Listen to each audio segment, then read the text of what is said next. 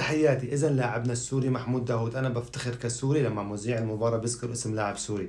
محمود داوود بالدقيقة 72 بيشارك مع نادي شتوتغارت ضد ليفركوزن اللي 45 مباراة مو خسران هذا الفريق.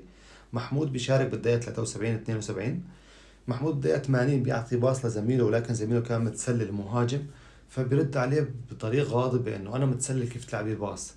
فأنا لبعد ما شفت هاللقطة للأمانة معناته محمود داوود مع هذا الفريق ما راح يقدر يعمل شيء طالما اللعيبة ما لهم ثقة فيه. ولكن محمود داوود لاعب جيد، بيجري صح، تمركزه بالملعب صح، اللاعب جيد جدا. وحتى لاعب محمود داوود بيشارك مع فرق الكبيرة، مع بروسيا دورتموند، مع بريتون، مع هلا مع شتوتغارت. فأنا بتمنى من محمود داوود السنة الجاية يختار فريق من المتوسط.